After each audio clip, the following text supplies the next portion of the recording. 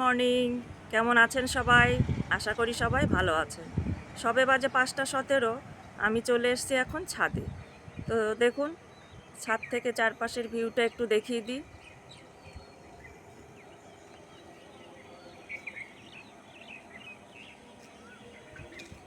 সবে হালকা করে সূর্য মামা ওই যে দেখা যাচ্ছে।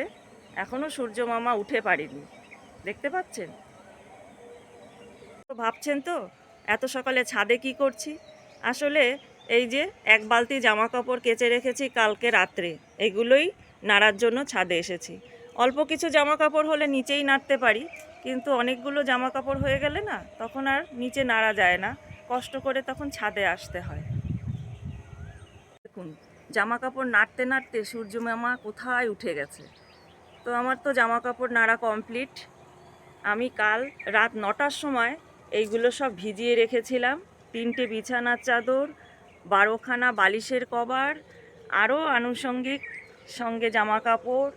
তো এইগুলো ভিজিয়ে রাতের খাওয়া দাওয়া করে বাসনপত্র মেজে রান্নাঘর পরিষ্কার করে তারপরে ঠিক 11:15টার সময় আমি জামা কাপড়গুলো কাচতে বসেছি, তাও রাত্রে বাইরে। এবং সেইগুলো কেচে কাচতে কাচতে ঠিক 15 মিনিট লেগেছে। 11টায় আমার কাচা কমপ্লিট হয়েছে, কেচে রেখে দিয়েছি। এখন এই সকালবেলা আমি এই ছাদে নাড়তে এসেছি। তো নিজের কাজ নিজে যখন খুশি তখন করার মজাই আলাদা। আমার কাজ আমি নিজেই করি, তাই আমি যখন সময় পাই তখনই করি। চলুন এবার নিচে যাই। নিচে গিয়ে নিচের বাসি কাজ সারতে হবে। এই যে উঠান, এই উঠান ঝাড় দেব, ঘর ঝাড়ু দেব, এগুলো এখন নিচে গিয়ে করি। এরপর অফিস আছে, স্কুল আছে, এরা কে কী খাবে এখন সেই রান্নাবান্না করতে হবে। তাহলে চলুন এবার নিচে চলে যাই। ওপর থেকে একবার নিচের ভিউটা দেখিয়ে দিলাম। তো আমি সমস্ত বাসি কাজ সেরে চলে এসেছি রান্নাঘরে। এদিকে ভাত বসিয়ে দিয়েছি, এদিকে আমি ঝিঙে পোস্তটা করে নেব। তো আমি তেল দিয়ে দিলাম। এই যে আমি ঝিঙে কেটে রেখেছি, ঝিঙেগুলো দিয়ে দিচ্ছি তেলের মধ্যে। তো আমি এইভাবে এক এক করে দিয়ে দিই। ঝিঙের জন্য আমি এই যে পোস্ত বেটে রেখেছি। আর করব সজনে ডাঁটা চচ্চড়ি, তার জন্য আমি জিরে আর সর্ষে বেটে রেখেছি। তো এইগুলো কালকে বাজার থেকে নিয়ে আসছিল, তো জানি এগুলো নষ্ট হয়ে যাবে। তো সকাল সকাল যদি করতে পারি তাহলে ওর বাবা অফিসে যাওয়ার সময় যদি কিছু খেয়ে যায়, খেয়েও যেতে পারবে। ওরা এখনও ওঠেনি, রাখতে হবে ওদের এখন। আর মাছটা ফ্রিজে ছিল, বের করে রেখেছি। এটা দেখা যাক পরে কিভাবে রান্না করি। তো আগে অফিসের ঝামেলাটা সামলাই, এখনও রুটি করতে হবে, অনেক কাজ আছে। তো আমি এগুলো করতে থাকি। তো এই পর্যায়ে আমি হাই ফ্লেমে জলটাকে মজিয়ে নিয়েছি। এখন আমি পোস্ত বাটাটা দিয়ে নেব।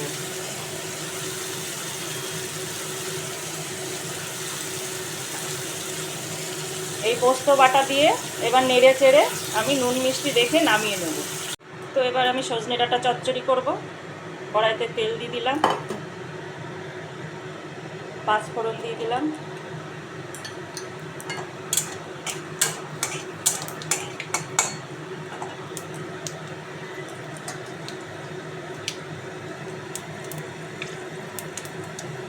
তখন আমি ডাঁটাগুলো ছেড়ে দিচ্ছি।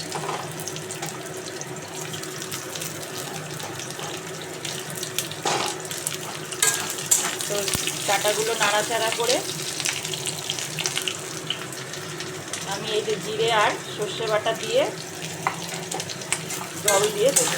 আর এদিকে আমার এই যে ঝিঙে পোস্ত হয়ে গিয়েছে, ঝিঙে পোস্ত। তো আমি জিরে আর সর্ষে বাটা দিয়ে দিয়েছি। এবার নেড়ে চেড়ে একটু গরম জল দিয়ে দিচ্ছি। তো এটা সেদ্ধ হোক, তত সময় আমরা একটু চা বানিয়ে নিই, একটু চা খেয়ে নিই। তো চা খেতে খেতে আমার এদিকে সজনে ডাঁটাটা হয়ে গিয়েছে। এই যে এরকম হয়েছে দেখতে।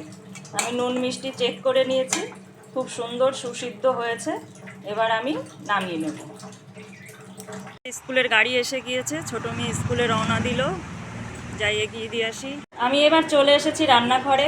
এর আগে অনেক কাজ ছিল, অনেক কাজ, সেগুলো সব সেরে এখন এসেছি রান্নাঘরে। তো আমি বিশেষ কিছু রান্না আজকে করব না, এই যে কলার খোসা, কলা সেদ্ধ দিয়েছিলাম তার খোসা আছে, সেটা আমি বেটে নেব। রসুন, কাঁচা লঙ্কা আর কালো জিরে তেলে দিয়ে বেটে নেব। আর এই যে মাছ নুন হলুদ দিয়ে মাখিয়ে রেখেছি, পটল আর আলু দিয়ে রান্না করব। তো আজকের আমার এই সিম্পল আয়োজন, এটাই আমি এখন করব। তো এই যে কড়াইতে তেল দিয়ে দিই, বেশি তেল দেব না, অল্প তেল দেব। এর মধ্যে রসুন আর কাঁচা লঙ্কাটা দিয়ে দিলাম।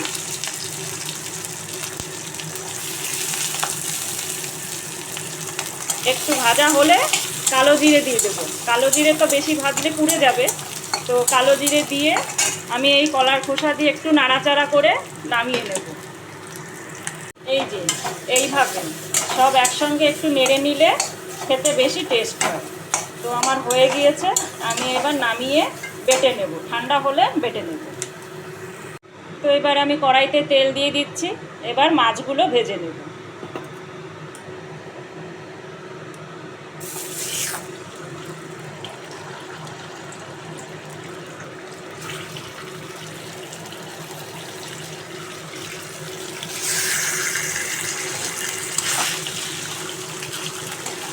তো আমি মাছগুলো ভেজে নিই, আর এইদিকে আমি এই যে রেখে দিয়েছি শিলপাটার ওপরে, এগুলো বেটে নিই। তো ফাইনালি হয়ে গিয়েছে আমার কলার খোসা বাটা। এই যে আমার কলার খোসা বাটা। যদি কেউ না খেয়ে থাকেন তবে একবার খেয়ে দেখতে পারেন, অসম্ভব ভালো লাগে। এই যে মাছগুলো আমার ভাজা হয়ে গিয়েছে, এই যে সুন্দর করে ভেজে নিয়েছি। এই মাছ ভাজা তেলে আমি দিয়ে দেব জিরে ফোড়ন।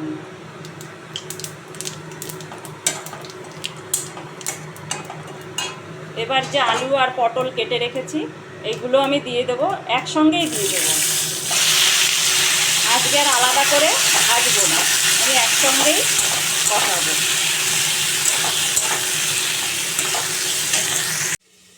আমার ছোটো মেয়ের স্কুল থেকে আসার সময় হয়ে গেল, ওর জন্য একটু দইয়ের শরবত বানাবো। এই যে আমার ঘরে পাতা টক দই, আর এই যে মিক্সিতে একটু চিনি নিয়ে নিয়েছি। তো এটা আগে আমি ব্লেন্ড করে নিই, তারপরে একটু লেবুর রস, দই আর লবণ দিয়ে আমি বানিয়ে নেব। তো এই যে চিনিটা একটু ব্লেন্ড করে নিয়েছি, না হলে একসঙ্গে দিলে না চিনিগুলো ঠিক গুলতে চায় না। তো আমি এর মধ্যে দই দিয়ে দিচ্ছি পরিমাণ মতো, বেশি দিলে পড়ে যাবে। এর মধ্যে একটু লেবুর রস দিয়ে দিচ্ছি।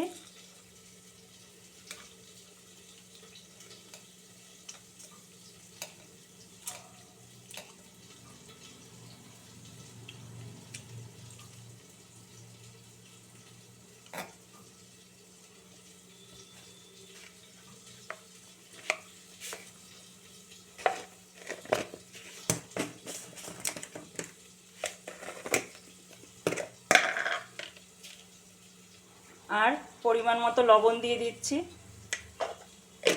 তো আমি এগুলো একসঙ্গে ব্লেন্ড করে নেব, নিয়ে ঠান্ডা জল মিশিয়ে তারপরে আমি দইয়ের শরবতটা বানাবো। তো এইদিকে আমার আলু আর পটল অনেকটা ভাজা ভাজা হয়ে গিয়েছে। আমি এই যে লঙ্কা আর আদা বেটে রেখেছিলাম এটা দিয়ে দিচ্ছি। আমি ওই কাঁচা পাকা যে লঙ্কা আছে না, ওটা একটু তেলে ভেজে নিয়েছিলাম। একটু তেলে ভেজে নিয়ে যদি রান্না করা যায় না, তারপরে মানে তেলে ভেজে বেটে নিয়ে বেশ একটা সুন্দর সেন্ট হয়, খুব ভালো লাগে খেতে। কাঁচা লঙ্কার যেরকম একটা সেন্ট, তেমনি লঙ্কাটা ভেজে বেটে দিলেও আরেক রকম ফ্লেভার আসে। তো আমি একটু হলুদ দিয়ে দিচ্ছি।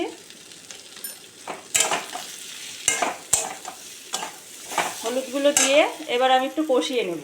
তো এদিকে দইয়ের শরবত করতে করতে আমার এদিকে সবজি কষানো হয়ে গিয়েছে। আমি এবার গরম জল ঢেলে দেব।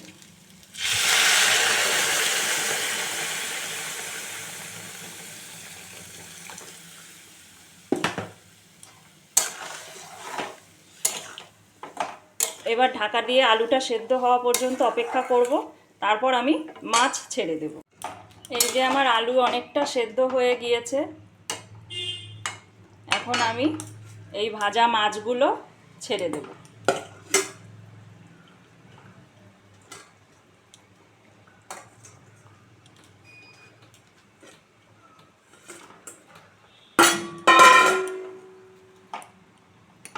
এবার আরেকটু খানিক সময় ঢাকা দিয়ে রাখবো, মাছগুলোতে একটু ঝোল ভালোভাবে প্রবেশ করুক। তারপর আমি ভাজা জিরের গুঁড়ো দিয়ে নামিয়ে দেব।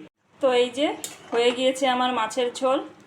আমি এখন এই যে ভাজা জিরের গুঁড়ো ছড়িয়ে এটা আমি এখন নামিয়ে নেব। এরকম পাতলা মাছের ঝোলে ভাজা জিরের গুঁড়ো দিলে না খেতে খুব ভালো লাগে। তো এখন এটা নামিয়ে গ্যাস পরিষ্কার করব, বাসন মাজবো, আরও অন্যান্য যা কাজকর্ম আছে সেগুলো সেরে নেব। তো আজকে আমি ভিডিওটি এখানেই শেষ করছি। যদি ভালো লাগে তাহলে অবশ্যই একটা কমেন্ট করে জানাবেন।